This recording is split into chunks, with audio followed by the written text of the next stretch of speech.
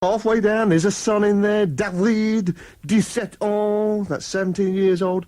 Le fils que Sylvie, and Johnny Hallyday, they want you to think, blimey, what a bunch. Look, get this, Froggo's out of it. Wait, get back to some decent journalism. At least you get Wally of the week over here, but at least there's something to read about from Johnny and Sylvie. So, what's our best-selling paper at the moment? Smash Hits. Open it. As soon as I open it, what the... Straight up, Naina's new song. They're creeping in over here. Euros, I mean, look at the first lines of Naina's new song. I'm so alone. This is a typical Johnny and Sylvie song, this. I am so alone, waiting by the phone. Your hand is in my hair. I'd know it anywhere. I mean, come on. I know my hair anywhere, says it is, and I've had it cut this morning. It's grown out the top of my head. That's your foreigners for you. But straight away, they then get down to something decent, some decent, good, clean British pop, no nonsense. Frankie Goes to Hollywood. Oh, and they do this interview with Frankie Goes to Hollywood, and they're on about the famous banning now, which is part of rock history, and they say, well, it had been played on the Two, it had been played on the BBC. Mark says, we did it for sessions as well, Holly. We didn't contrive or expect it to be banned. And then the Smash Hits bloke says, or whoever it is, says, oh, what does it mean anyway, relax? Don't do it, you know, I mean, I haven't thought the same. I thought, shocking, ban it from the ears of the nation. I thought, what does it mean? And so he says to him, don't relax, don't do it. Don't do what?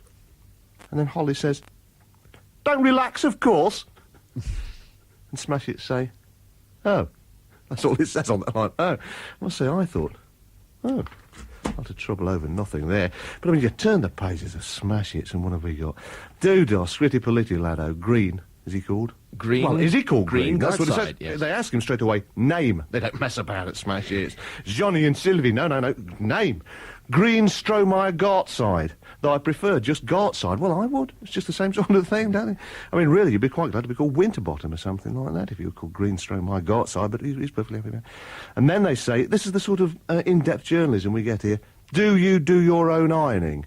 Yes, but I don't have an ironing board. Well, he's not going to come on round table and tell you that. But they have all sorts of little bits of stuff here. Gossip that you don't read in other papers. Actually, Smash It's all right in parts. They point out that Lionel Richie has a grand piano in each of his houses. That's something I've not got to yet. He says he also keeps one in each of his relatives' houses, just in case inspiration should strike while he's visiting.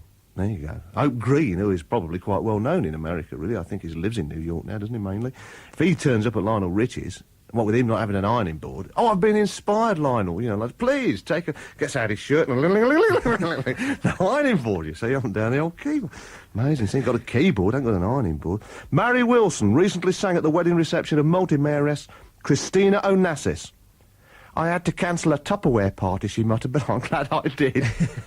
But really, they get... I mean, news, no wonder. Hey, Liz, this is a piece of news that you've not read in any of the other pop papers, isn't it? It says, Mike Ogletree and Graham McGregor of Fiction Factory hopped on a Northern Line tube at Angel Station.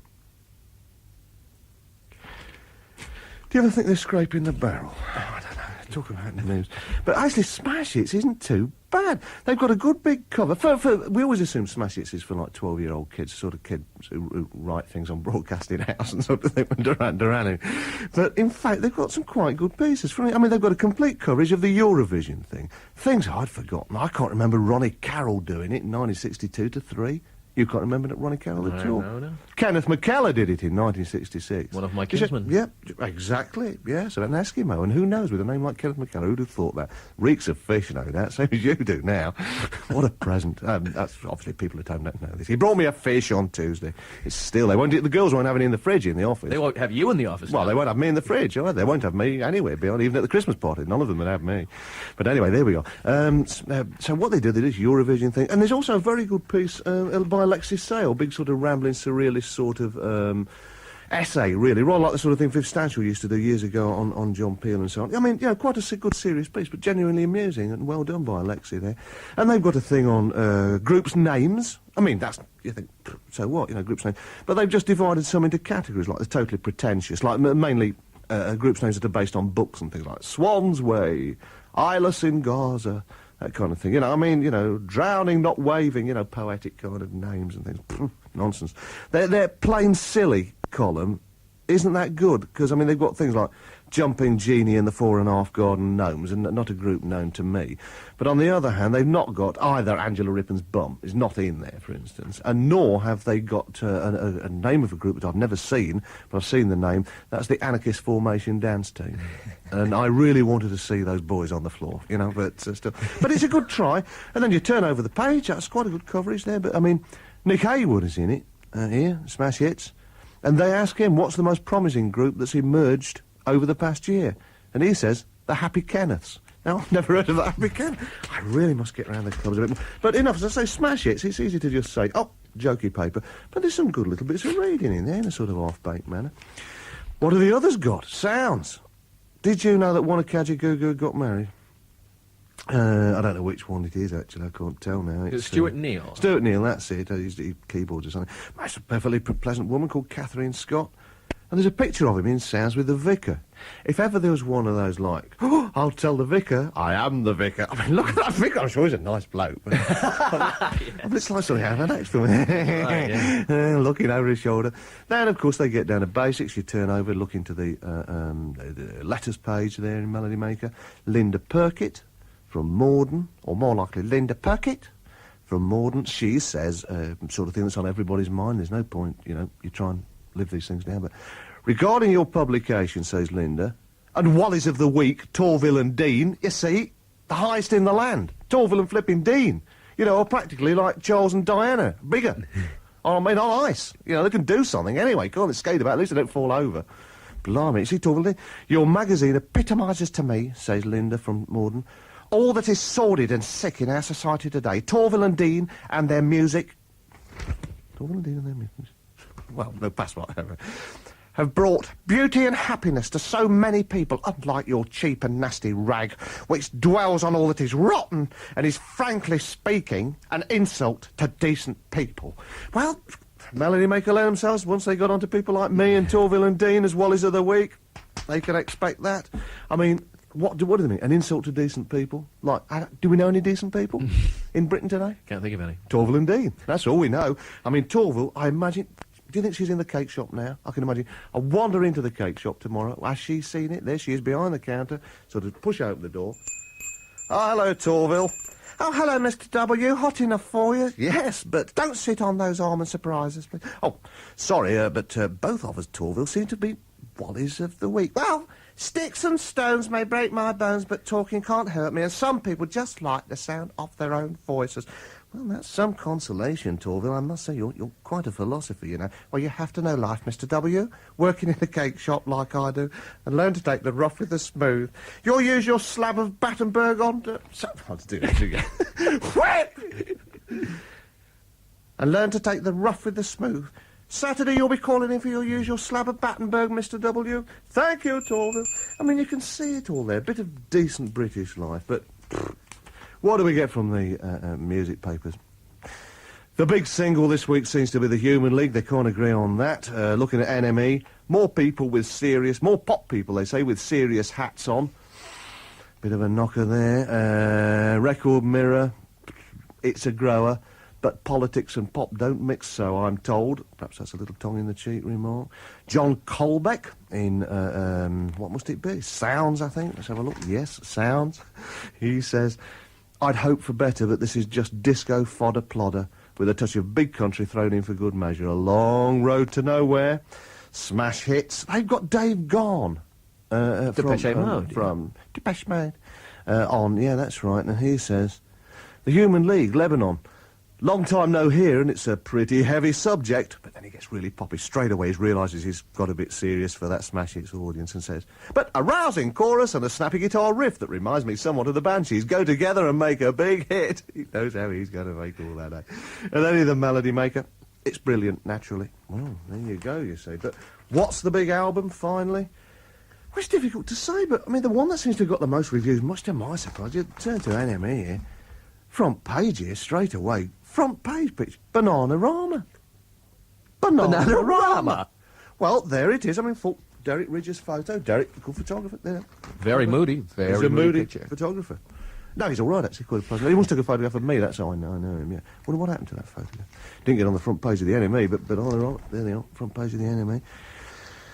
Great big page. Interviews here. Fast interview with somebody pretending to be Susan Williams, who I think is somebody else, but we won't Our bother old about friend, it. we know. Don't say who it is, because he'll come round here with another woman and beat us up. You said he.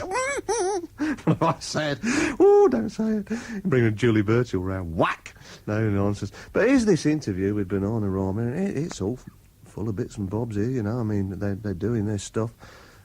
She says, well, they're all like she, aren't they? They're all three different birds, but I mean, it's like one bird, really. And so somebody says to them, it's not clear who's asking the questions, there's Susan Williams or Derek Ridges, but someone says, you haven't lost your following. No, thanks to Radio 1, they wouldn't even play Robert De Niro until it had charted. We're not one of their pet groups. Didn't anybody? I thought people played it. I put it on I've round heard it table. on the radio. I put it on the round table as soon as it came out. I thought, oh, Bananarama, is it those girls jumping around the studio? You know, are they a figment of, like, Mike Hawke's imagination? You know, really, that's what I thought they were. Then I listened to the record, Robert De Niro, and I thought it was good. And I thought, this is going to be a hit. I just put it in round table. No nonsense, there it was. But no, they say we've got it in for them. Then they say, one of the DJs said, and then there's a rather rude joke that I can't understand myself, which apparently they think is against them, that they say a DJ has said. I can't imagine that at all. And they say of DJs, they're all nicey on the air, but after, it's all lads together. Hey, we don't prop up the bar with them leering at the secretaries. Well, I mean, look, I'm a bloke. I know that our DJs do not prop up the bar. Do they? You. I know, because anyone. I'm propping up the bar. Exactly. I'd spot them. I'd say, hello, I seem to have got an empty glass here.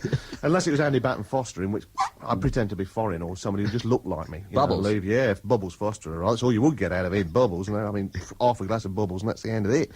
But, I mean, where have they got this story, eh? I mean, leering at the secretaries.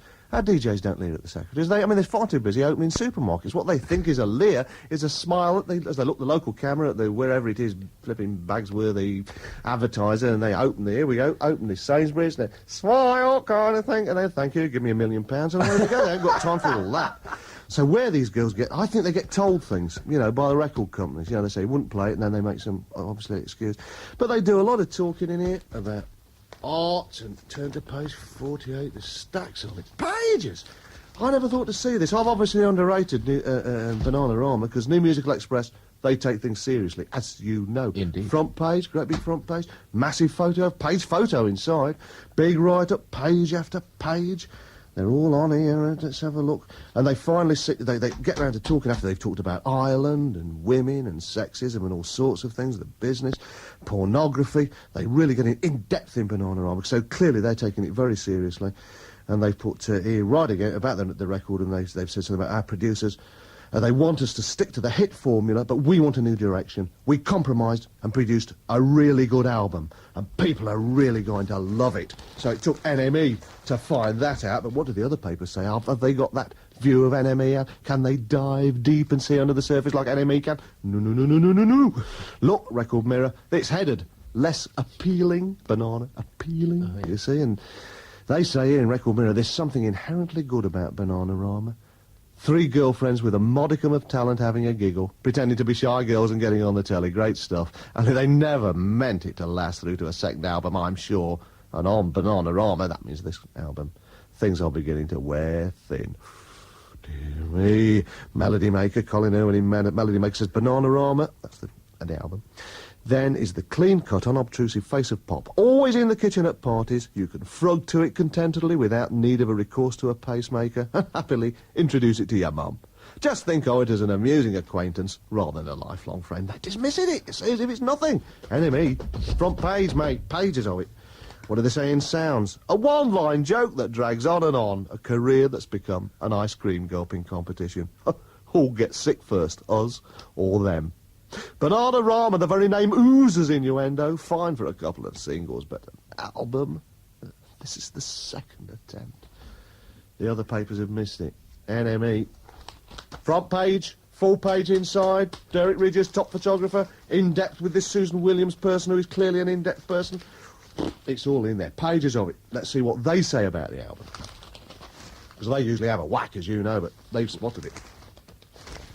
Look. That must be that's a small pipe press, is it? Guitar for sale? No, can't be that.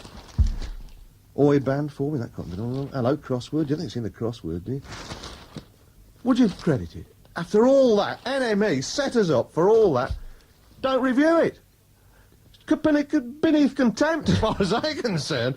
If things have come to a pretty pass. If it's, I shan't be able to get to sleep now, because they've got to review it next week. After that front page, we've got to know what it is that NME have spotted that everybody else dismisses as candy fluff and I shall wait. Next week, I shall be staring, 3 o'clock this morning, just staring into the dark, me and the cat just clinging together, waiting, thinking, who will they give it to? What will they say? Finally, let's end on what we usually start with, just to get back to a bit of sanity.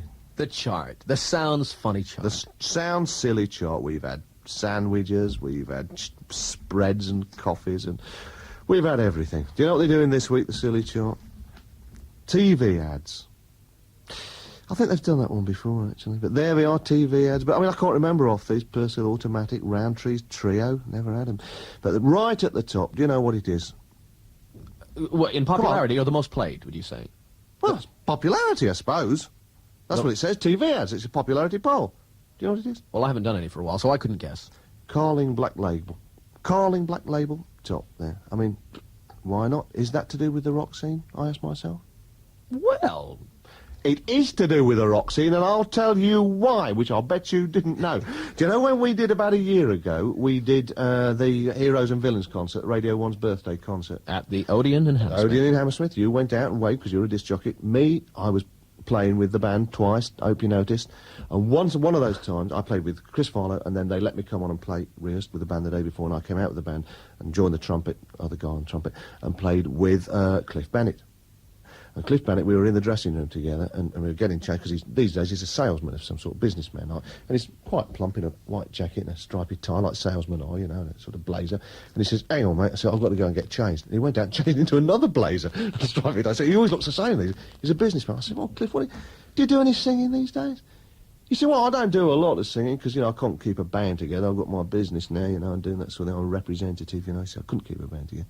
He says, but you might have heard me. So I said, well, doing what? So he says, well, it's me who goes, Carling Black Label, get it right. And that was it. So that is a little bit of, so it looks like it's a distraction from rock, but it isn't. A bit of rock history there. But I knew you'd know that. You always know we do the silly chart. So, right. And I knew that you, with your in-depth knowledge, would know that it was Cliff Bennett singing, Carling Black Label, get it right. Like that. So, no doubt you've brought me a Cliff Bennett record to play, if you'd like to do it. Well, I have a picture of Bubbles Foster for you instead, because it brings us back almost to him back at the pub. To do. I'm afraid I haven't. Oh dear, I haven't brought Cliff Bennett in for you. I'm afraid I've got Womack and Love War. So until Tuesday for Walter's Week, I guess it's Smears. Smears to you.